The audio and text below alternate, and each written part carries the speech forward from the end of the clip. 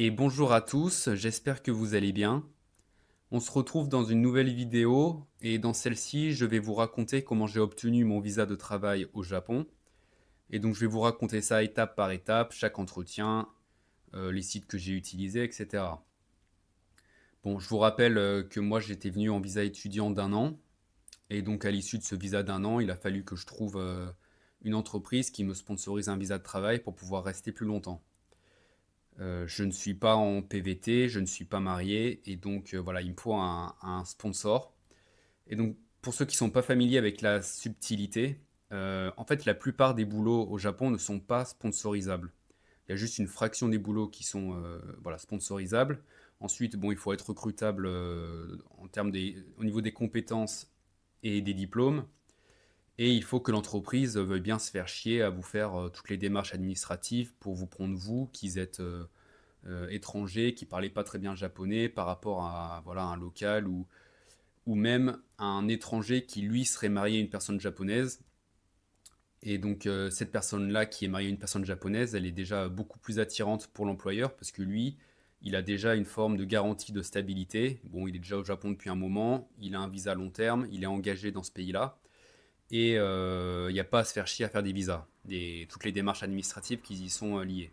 Donc, pour beaucoup de personnes qui cherchent à s'expatrier au Japon, le moment où on doit trouver le sponsor, c'est là où ça capote un peu et que bah, les gens, en général, rentrent en France. Donc avant de rentrer dans le vif du sujet, je pense qu'il est important que je vous montre mon CV japonais. Parce que bon, évidemment, on a tous un parcours différent et pour que vous compreniez bien bon, ce qui se passait dans ma tête pendant ma recherche d'emploi, je pense que c'est important que vous connaissiez un petit peu mon parcours. Pour ceux qui ne me connaissent pas, vous allez voir, c'est un petit peu spécial. Et bon, voilà, j'ai un profil assez atypique. Histoire de ne pas être trop long, je vais essayer de ne pas trop détailler chaque étape de mon parcours. Je ne vais pas vous dire pourquoi j'ai fait ci ou ça dans la vie. De toute façon, c'est un CV qui est évidemment complètement bidouillé. J'ai supprimé tous les boulots qui n'étaient pas du tout pertinents. J'ai allongé les durées de mes expériences pour boucher les trous. Mais voilà, je veux juste vous lire mon CV de manière froide, tel que je l'avais créé et tel que les recruteurs l'ont lu. Voilà, ça va vous permettre de voir qu'est-ce que les recruteurs voyaient de moi.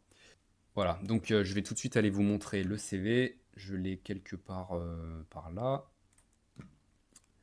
Voilà, donc ça c'est un CV japonais. Contrairement au CV européen, on n'a pas du tout de place pour de la liberté artistique. Là, il y a un format standard auquel il faut se conformer. Donc d'abord, on a les informations perso, après le parcours académique et les expériences pro. Et enfin, on a les qualifications et aussi un petit rectangle dans lequel on peut marquer une petite présentation personnelle. Voilà, alors concernant mes études, moi j'ai fait un master d'ingénieur. J'ai fait une école d'ingénieur généraliste en France, à Lyon. En France, les écoles d'ingé généralistes, ça a plutôt bonne réputation. Par contre, à l'étranger, ça peut parfois être assez difficile à justifier. Les gens vont s'attendre à qu'on leur dise qu'on est ingénieur dans un domaine spécifique, comme l'aéronautique, la cybersécurité, ingénieur mécanique. Voilà, c'est vrai que moi, je suis ingénieur finalement en rien, et même quand j'ai terminé les études, j'avais l'impression de ne rien savoir. J'étais pas non plus un étudiant très sérieux, je faisais le minimum. J'étais pas passionné, et donc autant dire que maintenant, après 10 ans, en n'ayant jamais travaillé en tant qu'ingénieur, il ne me reste strictement rien. Je ne suis donc absolument pas compétent en tant qu'ingénieur. Par contre, j'ai la chance d'avoir pu avoir le diplôme, et ça c'est important parce que ça me rend éligible au visa de travail au Japon. En général, il faut au minimum un bac plus 3 pour pouvoir se faire sponsor un visa au Japon. Ensuite, on a l'école de langue que j'ai fait l'année dernière au Japon, d'une durée d'un an.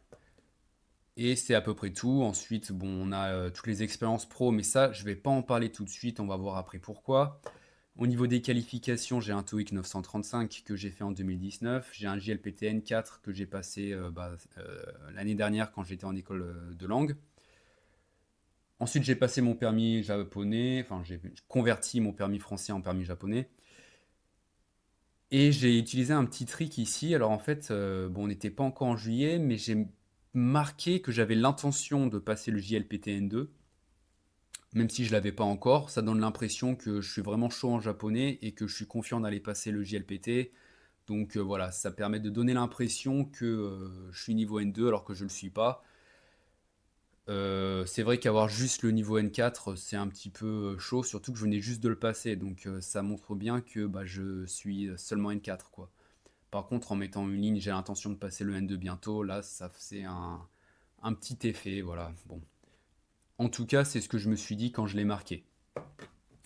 Voilà, alors on passe au deuxième CV japonais. Donc ça, c'est un CV qui est chiant à faire au possible. En fait, il faut détailler absolument toute sa vie professionnelle, donc chaque emploi qu'on a occupé, et dans chaque emploi, il faut détailler les tâches qu'on a eues, les responsabilités et le contenu de notre travail quotidien. Bon, moi j'ai un profil vraiment éclaté au sol, donc c'était vraiment compliqué à faire. J'ai fait de mon mieux, j'ai essayé de rester vrai, j'ai pas voulu mentir. Et donc voilà, je suis arrivé à un truc comme ça. Donc je vais vous lire voilà, de manière assez rapide et froide, sans détailler plus que ça. En 2016, j'ai fait mon stage de fin d'études en tant qu'ingénieur. Donc là, c'était en suivi de chantier, donc conducteur de travaux. C'est du management de chantier. C'était à La Réunion. Ensuite, j'ai fait un visa vacances-travail au Japon. Là, j'ai fait des baito. Donc, j'ai travaillé dans une ferme qui faisait de l'indigo. J'ai travaillé dans une autre ferme qui faisait des tomates. Mais dans celle-ci, je faisais plutôt de la construction avec un vieux japonais. Ensuite, j'ai travaillé dans un petit restaurant à Tokyo. Là, on faisait des meat pies. Donc, c'était de la bouffe anglaise. 2017, je suis allé en Australie. J'ai fait un vacances-travail. J'ai posé des barrières autour des piscines. J'ai fait du fruit picking. J'ai travaillé dans une blanchisserie. Ensuite, je suis rentré en France. J'ai travaillé dans un labo qui faisait des essais géotechniques. Ensuite, visa vacances-travail à Taïwan. Là, j'ai travaillé dans une ferme de tomates et de fleurs. Bon, là, j'ai marqué juste fleurs. Ensuite, j'ai donné des cours de français. J'ai travaillé dans un restaurant qui faisait des petits sandwichs triangles et qui les vendait dans la rue. Ensuite, je suis parti en visa vacances-travail en Australie à nouveau. J'ai fait beaucoup de landscaping, euh, paysagisme et jardinage. J'ai travaillé dans une pizzeria, j'ai travaillé dans un hôtel Mercure. Ensuite, je suis rentré en France, j'ai fait de la maintenance industrielle dans une grosse installation. En gros, il fallait juste surveiller que les machines tournaient et quand elles déconnaient, il fallait les débloquer ou changer des pièces qui étaient cassées. Ensuite, j'ai travaillé à l'usine dans une usine de fromage. Ensuite, j'ai fait un visa vacances travail en Nouvelle-Zélande. Là, j'ai travaillé dans une ferme. Ensuite, je suis rentré en France et là, j'ai travaillé dans un atelier qui faisait des caisses en bois sur mesure pour l'exportation ou la logistique en général. Et pour finir, en 2024, j'ai travaillé dans un konbini au Japon pendant mon visa étudiant. Ça, c'est un boulot que j'ai gardé un an, ce qui en fait le record de ma vie. Je n'ai jamais travaillé plus de 8 mois dans une entreprise jusqu'à cette année où j'ai battu mon record. Je l'ai même explosé en restant un an complet dans un konbini. Voilà, ensuite il y a un peu de blabla, ça c'est pour dire que je suis très capable de travailler en équipe et de m'adapter. J'ai remis les qualifications.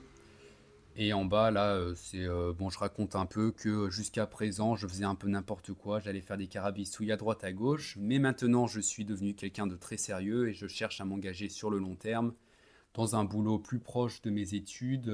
Donc, j'ai un diplôme d'ingénieur et je voudrais voilà, chercher un boulot sérieux pour le long terme. Qu'est-ce que vous pensez de mon CV? Employable ou inemployable? Il y a un truc qui me fait sourire des fois, c'est d'essayer d'imaginer la gueule d'un RH d'une grande entreprise japonaise très sérieuse, très gaulimique, et qui reçoit un CV comme ça.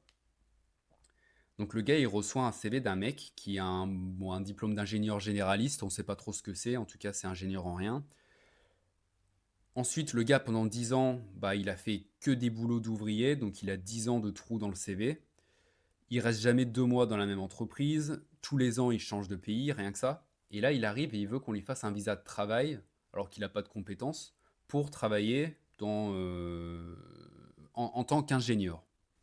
Bon voilà, j'aimerais bien voir leur gueule et je me demande vraiment qu'est-ce qu'ils feraient. Est-ce qu'ils mettent le CV comme ça, cache dans la poubelle, euh, Ou est-ce qu'ils vont le montrer à leurs collègues en ricanant? Ou est-ce qu'ils vont se dire: «Mais, qu'est-ce que c'est que ce truc?» Enfin, bon voilà, c'est un CV un petit peu, bizarre et sachez que là, ce CV-là, c'est déjà le travail d'un long processus de sélection très fastidieux pour, ne sélectionner, que ce qui était le plus pertinent, tout en restant un minimum fidèle à la réalité.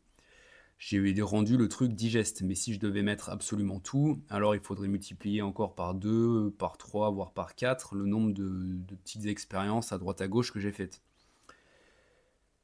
Voilà, donc moi je suis incapable de mentir, je suis incapable de m'inventer une vie et donc voilà, j'ai voulu être absolument transparent et honnête. Bref, le CV ayant été fait, maintenant la question à se poser, c'est pour quel genre de travail postuler? Moi personnellement, si je réfléchis au boulot que j'aime faire, eh bien, je m'imagine dans un poste de technicien avec une petite camionnette de fonction et j'irai faire des interventions chez des particuliers ou dans des entreprises.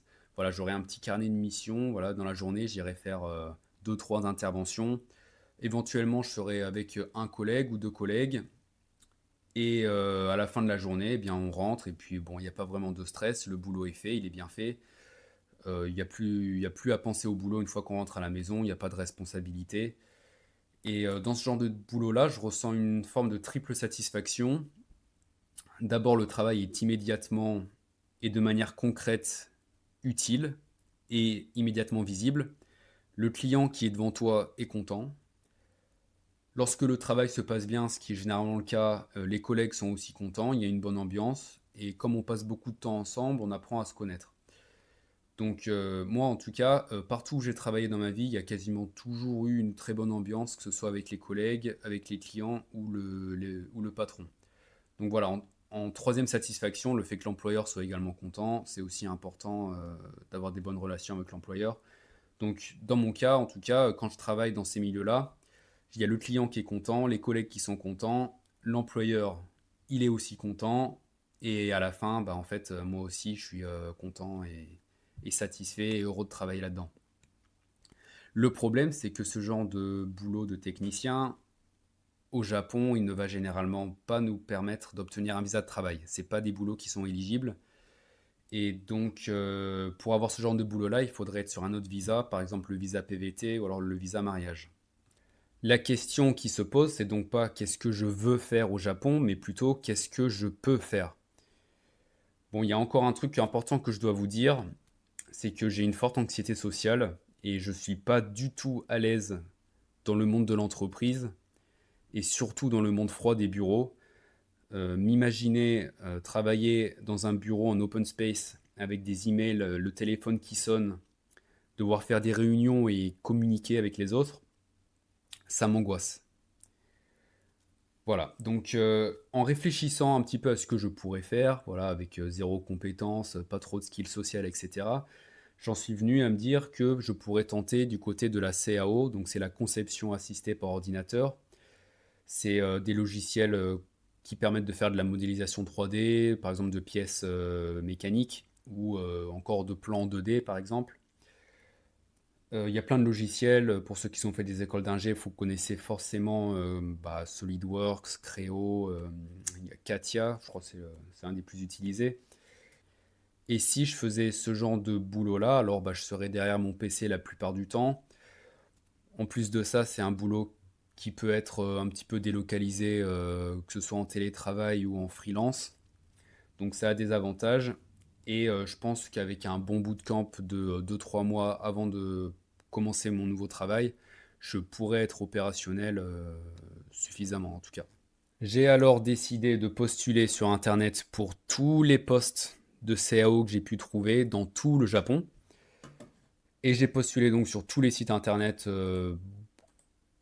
accès étranger au Japon. Donc je suis pas allé sur les sites japonais d'emploi, je suis allé juste sur les sites pour les étrangers et j'ai postulé partout.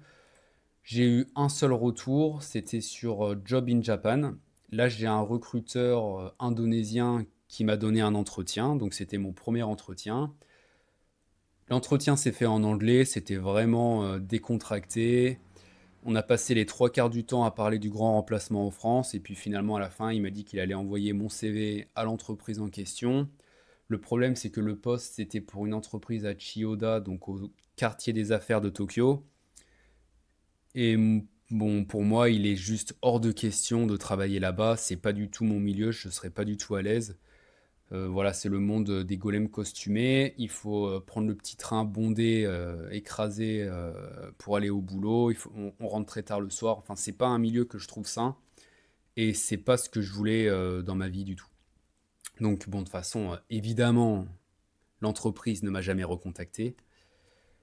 Et en fait, je me suis à peu près arrêté là pour la recherche d'emploi liée à SAO. C'est juste qu'en fait, j'ai en fait aucun espoir dans le fait de trouver un boulot comme ça à distance. Enfin, tous les postes qui sont mis en ligne, je sais très bien qu'il y a 100, 200, 300 personnes qui postulent dessus. Et donc, en fait, je sais très bien que c'est pas ce qu'il faut faire. Et moi, comme je suis de Shizuoka, je me suis dit, bon, bah, on va directement aller chercher un boulot à Shizuoka. Ça sera beaucoup plus efficace et ça donne de la légitimité à ma candidature parce que bah, je suis déjà sur place et donc ça donne une raison de chercher un boulot à cet endroit-là. Je suis sur place, donc je veux travailler autour de chez moi. Et s'il y a besoin de faire des entretiens, alors bah, je serai immédiatement disponible pour me rendre à un entretien. En fait, je vous dis un peu de la merde. Je cherchais pas du travail à Shizuoka parce que la préfecture de Shizuoka c'est assez large, mais je cherchais vraiment spécifiquement un boulot à Hamamatsu, qui est une ville de Shizuoka. Alors moi, à cette époque-là, j'habitais à Fujinomiya, et donc pourquoi je cherchais spécifiquement à Hamamatsu et pas ailleurs? Bon, c'est pour des raisons plus ou moins irrationnelles. La première raison, c'est que ma meuf voulait changer de ville parce qu'elle a peur de quitter son boulot, mais de rester dans la même ville que ses collègues. C'est complètement débile et irrationnel. Bon, ça, c'est le cerveau des Japonais. Cherchez pas plus loin. Moi, de toute façon, je m'en fiche complètement. Qu'on reste ou qu'on aille ailleurs, ça revient exactement au même. Même en allant à Hamamatsu, bah, j'ai beaucoup plus d'opportunités parce que c'est une ville beaucoup plus grosse et avec beaucoup d'industries. Et comme j'ai un diplôme d'ingénieur, bah, en fait, là-bas, il y a beaucoup plus de potentiel pour trouver un emploi qui puisse me donner un visa de travail. Ensuite, j'ai eu 2 petits entretiens avec des recruteurs que j'ai trouvés sur Next in Japan. Le problème des recruteurs, souvent, c'est qu'ils te mettent pas la ville exacte dans laquelle se trouve l'emploi. Ils te mettent des offres d'emploi généralistes, mais ils te précisent pas la préfecture ni rien. Donc, le seul moyen de savoir s'ils ont vraiment un poste pour toi ou pas, c'est vraiment de passer l'entretien avec eux. Et donc voilà, j'ai eu 2 petits entretiens. Le premier, c'était un vieux japonais, c'était pour un poste de front staff dans un gros hôtel. Lui, il avait pas trop envie de perdre son temps. Il a vite compris que je parlais pas bien japonais. Il m'a dit, il faut un N1. Maintenant, il y a de la concurrence. Front staff dans un hôtel, c'est N1 ou alors c'est pas la peine. Ensuite, deuxième recruteur. Ah oui, c'est pas tout. Alors ce mec-là, il m'a aussi quand même. Il a essayé quand même de me refiler des boulots en Tokutei Gino. Donc c'est le visa pour faire les boulots manuels au Japon.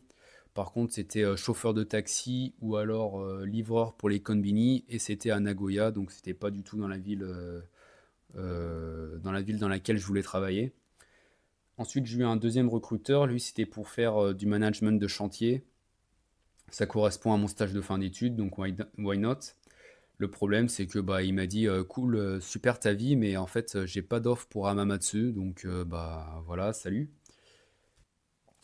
Ensuite, j'ai tenté ma chance du côté du pôle emploi japonais qui s'appelle Hello Work. Je me suis alors rendu dans l'agence de ma ville à Fujinomiya avec l'espoir de pouvoir consulter les offres d'emploi de Hamamatsu. Je me suis enregistré, j'ai pu voir la conseillère et elle m'a dit que ouais, ici c'était pas trop le bon endroit. Il faudrait que vous alliez dans un bureau avec un comptoir spécialisé pour les étrangers. Par exemple, il y en a un à Hamamatsu. Donc je me suis rendu à Hamamatsu, j'ai pris mon petit ticket, je me suis mis dans la salle d'attente. Et pendant que j'attendais, j'ai vu à côté de moi, il y avait des classeurs avec toutes les offres d'emploi qui acceptaient les étrangers. Et donc je regarde, il y en avait des centaines et des centaines. Et il y avait de tout. Il y avait bon, des boulots manuels un peu pourris forcément, mais il y avait aussi des boulots d'ingénieur, il y avait des postes de développeurs, il y avait de tout. Et donc je me suis dit, ok, bah super, franchement, bah, dans tout ça, il y en aura bien un pour moi. Et au moment de voir la dame, elle me dit: «Ah ouais, mais ça, en fait, c'est pas pour vous. Vous avez besoin d'un visa, mais là, tout ce qu'on a ici, c'est uniquement pour ceux qui ont déjà un visa. Donc vous, il faudra que vous alliez, ailleurs. Là, au centre-ville, il y a un autre bureau et ce bureau-là, il est, orienté pour les nouveaux diplômés et vous, comme vous avez besoin d'un visa et bien, vous devez aller dans le bureau avec, les nouveaux diplômés». Ah OK, bon, bah, voilà, je fais ce que dit la dame. Je prends la voiture, je vais au centre-ville, je me gare, je monte. La conseillère me dit que c'est quand même un petit peu chaud parce que j'ai juste un N4. Normalement, les entreprises demandent un N2 au minimum. Bon, il commence à être un petit peu tard, donc elle me dit qu'elle va regarder ça plus en détail et si elle trouve des offres qui peuvent me correspondre, alors elle me les enverra par email et moi je pourrai lui dire si elles m'intéressent ou pas. Et si les offres m'intéressent, alors la conseillère contactera l'entreprise pour leur envoyer mes coordonnées.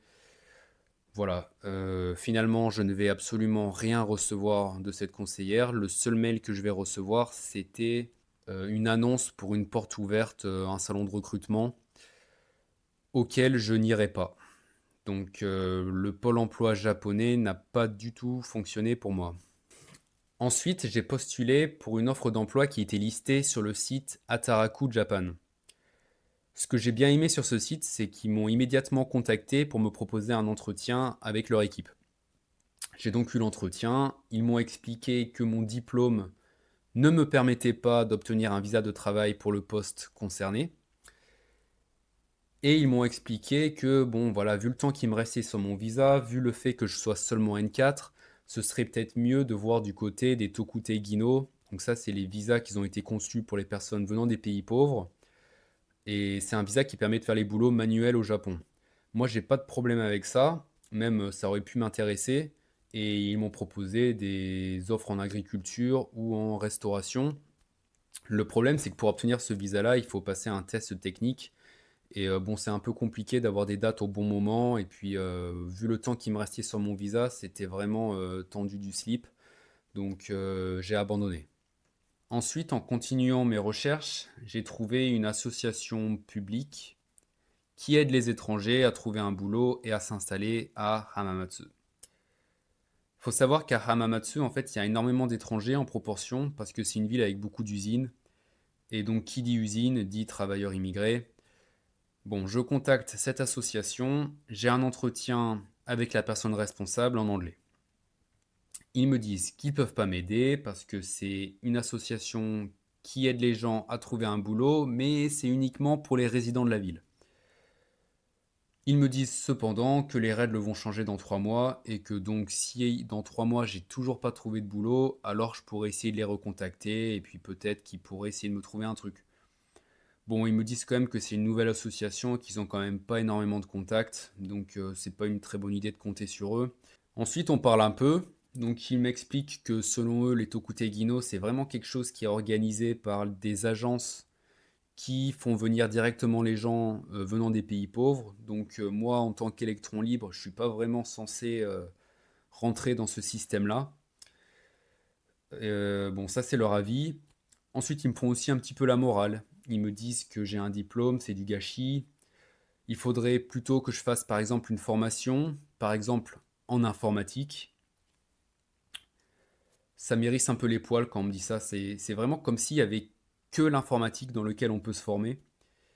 Et comme si on avait tous envie de faire ça, parce que moi, j'en ai pas du tout envie, personnellement.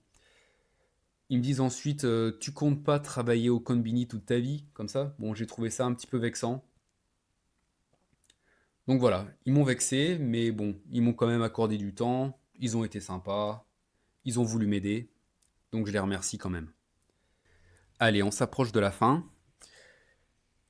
J'ai continué mes recherches sur Internet. Cette fois-ci, j'ai voulu chercher une liste des entreprises de Hamamatsu pour pouvoir voir s'il y a des entreprises qui m'intéressent particulièrement et pour lesquelles je pourrais sûrement postuler directement.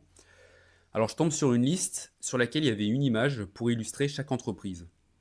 Donc je scrolle un peu et à un moment je vois une belle image qui saute vraiment aux yeux.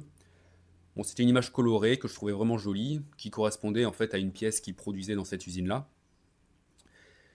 Et voilà, donc j'ai cliqué sur l'image, je suis arrivé sur le site internet et sur ce site-là, il y avait un formulaire de contact pour émettre des candidatures spontanées. Donc allez, je me suis dit c'est parti, j'ai rempli tout ça. Bon, j'y ai passé ma soirée, j'ai rebidouillé un peu mon CV et je suis allé me coucher. Le lendemain, je reçois un email. Bonjour, merci pour votre candidature. On voudrait vous proposer de passer un entretien lundi, voilà, donc dans 3 jours, en visio. Ok, lundi arrive, donc je mets mon beau costume, je démarre la visio, et là, je suis en face de 3 personnes. Il y a le chef de l'entreprise, celui qui, je pense, est le numéro 2, et une meuf, alors elle, je sais toujours pas qui c'était, sûrement la RH, mais j'en sais pas plus. Alors c'était un peu impressionnant d'être en 1v3, mais bon finalement c'était pas du tout un entretien formel avec des questions à la con dans lesquelles ils essayent de me niquer. Là ils voulaient en fait vraiment savoir pourquoi j'étais au Japon, pourquoi je voulais aller chez eux, pourquoi Hamamatsu, et voilà ce genre de questions-là. Je pense qu'avant même de faire l'entretien en fait ils considéraient vraiment sérieusement le fait de m'embaucher, juste en ayant vu mon CV, et ils voulaient savoir si j'avais l'air fiable et sincère voilà, dans ma démarche. Concernant la problématique du visa, ils me disent qu'il n'y a pas de problème pour me faire un visa de type Gijin Koku parce qu'il y a déjà 2 personnes dans l'entreprise qui sont sur ce visa-là et donc ils ont l'habitude de le faire. Ensuite, ils me proposent de venir visiter l'entreprise directement, mais ils insistent aussi pour que ma copine vienne avec moi. Alors, ça peut paraître un peu bizarre, mais bon, je comprends d'un côté parce que j'ai un japonais qui est quand même vraiment éclaté. Et je pense qu'ils veulent s'assurer que je comprenne les informations suffisamment bien. Et s'il y a besoin de quelqu'un pour aider, ma copine sera là pour assurer la traduction. Donc voilà, on s'y rend ensemble. Ils nous font visiter. Alors, bon, quand on commence à rentrer dans l'usine avec les machines et les ouvriers, là, c'est vrai que le bruit, les termes techniques et tout ça, ça faisait que je comprenais vraiment plus grand-chose. Donc, bon, au bout d'un moment, ils ont compris que je pigeais rien. Et ils ont commencé à parler à ma copine directement. Donc ils parlaient entre eux en fait, et puis moi je suivais, j'étais un pas derrière, j'écoutais de loin, mais bon, je comprenais pas grand-chose. Ensuite on est retourné au bureau, et là ils m'ont dit, bon vous voyez, c'est le monde de l'usine, ça sent pas bon, il fait chaud, il y a du bruit, mais bon voilà, si ça vous intéresse, eh ben, pour nous c'est ok, on peut vous prendre. Alors je leur dis oui, oui, oui, je travaille dur, ça m'intéresse, voilà. Concernant le contenu du boulot en soi, ils me disent que là, on est encore à 4 ou 5 mois avant la fin de mon visa étudiant, que j'ai fait une candidature spontanée et que il n'y avait pas d'offre d'emploi précise, quoi. Ils recherchent personne en particulier à ce moment-là. Donc ils disent qu'ils vont me prendre, mais qu'ils savent pas encore à ce stade quel poste j'occuperai lorsque je commencerai. Et d'ailleurs, là aujourd'hui, au moment où je tourne cette vidéo, je ne sais toujours pas. Et on n'est même pas une semaine avant ma prise de poste. Donc ça sera la surprise. Donc voilà, tout se termine ici. Moi, ça me laisse un goût un petit peu amer parce que je suis vraiment surpris de voir que pendant tout ce temps, on m'expliquait que c'était quasiment mort, que ça allait être vraiment compliqué et qu'il faudrait que je me forme, il faudrait que je fasse autre chose et tout et tout. Bon, finalement, pour cette entreprise, en tout cas, le fait de faire un visa, c'était du pipi de chat, ça avait pas l'air du tout de les inquiéter. Il y a encore un point un petit peu mystérieux, c'est pourquoi ils ont voulu me prendre aussi rapidement. Il y a quelque chose qui m'a bien marqué, je pense que vous allez comprendre. Pendant qu'on était dans le bureau, à la fin de ma visite de l'usine, à un moment, le chef de l'entreprise, il était là et il comptait sur ses doigts le nombre de nationalités qu'il y avait dans l'entreprise. Donc il était là, alors, on a des Chinois, des Brésiliens, des Vietnamiens, on a des gens d'Indonésie. Genre, il les a comptés sur ses doigts, mais en mode, il était vraiment content en fait. Il était vraiment fier de me dire qu'il avait beaucoup de nationalités dans son entreprise. Et donc je lui ai dit, ah moi, français, ah vous êtes content, franchement c'est rare quoi. Il me fait, ah ouais, français, c'est rare. Et je lui dis, ouais, en fait vous faites une collection. Je lui ai vraiment dit ça. Et il me dit, ah ouais, écoutez, on est une entreprise pas très grosse, on n'a rien de spécial, donc on essaye de se démarquer et d'être spécial à notre manière. Et donc voilà, j'ai compris. Alors je me demande bien si d'ici quelques mois, eh bien, je ne serai pas en première page sur leur site internet. Voilà, moi, je m'en bats les couilles complètement. Tout ce qui compte, c'est que j'ai un visa et c'est chose faite et je suis rassuré. Et puis ensuite, plus tard, si jamais ça se passe pas bien, eh bien, rien m'empêche de chercher autre chose derrière. Mais bon, voilà, j'avais besoin de sécuriser mon séjour au Japon et c'est chose faite. Voilà. Alors, je me permets de sortir la caméra. Là, je veux juste ajouter deux petites choses. Déjà, la première chose, c'est la durée totale de toutes les démarches dont j'ai parlé dans cette vidéo. Entre le début de ma recherche d'emploi et le moment où l'entreprise m'a dit qu'elle voulait bien m'embaucher, c'est 1 mois et demi. Voilà, après, il y a eu environ 3 mois pendant lesquels j'ai commencé à rassembler les documents nécessaires pour faire les démarches auprès de l'immigration. Il y a l'entreprise qui devait aussi me fournir des documents et ça a mis environ 3 mois entre voilà, le début des démarches et le moment où j'ai obtenu mon visa. Donc vraiment, il faut s'y prendre beaucoup à l'avance. Ensuite, il y a un fun fact par rapport à la durée de mon visa. Alors, je ne sais pas si vous savez comment ça se passe, mais lorsqu'on veut avoir un visa de travail, on fait la demande auprès de l'immigration. Et c'est pas l'entreprise qui décide combien d'années on va avoir sur notre visa, c'est l'immigration qui décide toute seule. Donc, on peut avoir 1 an, 3 ans ou 5 ans. Ça dépend de pas mal de facteurs, notamment déjà si on est depuis longtemps au Japon, si l'entreprise est réputée. Par exemple, si on est employé par Toyota, peut-être qu'on aura plus facilement une longue durée. Ça dépend aussi de notre salaire, de notre diplôme. Et donc, bon, de toute façon, dans le cas vraiment général, pour les visas de travail normaux, donc on enlève le visa de travail hautement qualifié qui lui a 5 ans, je crois, systématiquement. Je suis pas sûr, hein. Mais pour les visas de travail normaux, pour les gens normaux, normalement, le cas général, c'est d'abord on a 1 an, puis ensuite, quand on renouvelle, on a encore 1 an, puis peut-être là, on va avoir 3 ans, et puis 3 ans, et puis ça s'arrêtera là. 5 ans, j'ai jamais entendu parler. J'ai jamais entendu quelqu'un qui a eu 5 ans. Parfois, ça arrive que les gens aient 3 ans du premier coup, mais c'est rare. Ça arrive, mais c'est rare. Donc vraiment, le cas général, c'est 1 an. Pour info, mon entreprise n'a jamais eu plus d'1 an pour un de ses employés. C'est toujours 1 an, 1 an, 1 an à chaque fois qu'ils renouvellent. Et donc je pense que vous voyez où je veux en venir. Moi, je suis arrivé et j'ai eu 5 ans cash du premier coup. Donc dites-moi, est-ce que vous connaissez des gens qui ont eu 5 ans? Ça m'intéresse. Et surtout en premier visa. Donc premier visa de travail, cash 5 ans.